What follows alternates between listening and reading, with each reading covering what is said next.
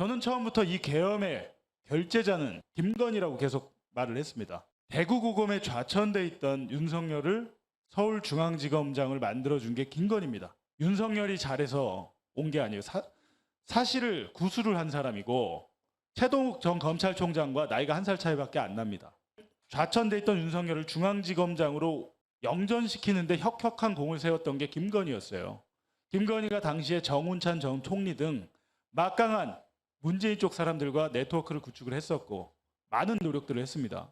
그 다음에 검찰총장까지 만들죠. 저는 이미 그때 이제 윤석열이 검찰총장이 되고 나서부터는 눈이 완전히 돌아갔다고 하더라고요. 원래 윤석열이 자기 선배 중에 깍듯하게 모시는 분들이 몇 분 있어요. 그 중에 한 분이 최동욱 검찰총장인데 최동욱 총장과도 엄청나게 안 좋아졌습니다. 왜냐하면 최동욱 총장이 여러 가지 조언을 했습니다. 조국 수사 그렇게 하지 말아라. 조국이 처음에 윤석열이 문재인 대통령을 만나서 그렇게 얘기를 했다고 합니다. 조국은 이건 단순한 표창장 문제가 아니고 불법 펀드를 만들어서 부를 축적했다 이렇게 보고를 한 거예요. 그런 식으로 근데 그게 사실이 아닌 걸로 지금 드러났잖아요. 근데 그때 당시에도 그게 얘기가 말이 많았습니다. 최동욱 총장을 비롯한 많은 친한 선배들이 조언을 했는데 그걸 다 뿌리치고 완전 눈이 돌았더래요. 완전히. 제가 볼 때는 그럴 수밖에 없었던 이유는 이명수의 김건희 7시간 녹음 파일에서 나와요. 조국을 계속 언급합니다. 김건희는 조국이 대통령이 안 돼야 본인의 남편이 대통령이 됐다고 생각을 했던 거죠. 중앙지검장 이후로 윤석열 스스로 결정한 게 거의 없을 겁니다. 정말 큰 사건들은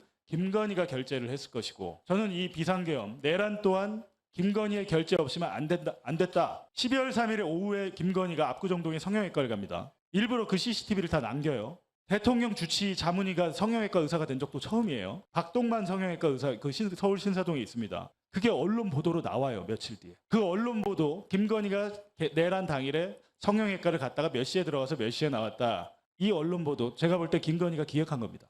우리가 알 수 없는 내용이에요. 기자들이 알려주지 않으면. 근데 김건희는 어떤 효과를 얻습니까? 나는 몰랐어요. 나는 그때 병원에서 시술받거나 치료받고 있었는데 이 알리바이를 만든 겁니다. 저희는 그 얘기를 처음부터 계속 했는데 지금 내란 특검에 보니까 점점점 수사가 지금 시간이 없을 뿐이지 저는 개인적으로 내란 특검과 김건희 특검은 한번 완전히 다시 해야 된다고 생각합니다. 특검을 연장할 수는 있는데요. 연장 그만하고 한 텀 쉬었다가 다시 법을 발의해서 훨씬 더 큰 규모로 김건희 특검 같은 경우는 특히 1년 이상 해야 된다고 생각을 하는 게요. 결국 우리가 의심했던 저거는 김건희가 했겠지라고 하는 것들 대부분이 다 김건희가 한 걸로 나오고 있어요. 내란 수괴가 윤석열이 아니고 김건희다. 저는 그렇게 확신을 하고 그 증거들이 계속 나오고 있으니까요. 네.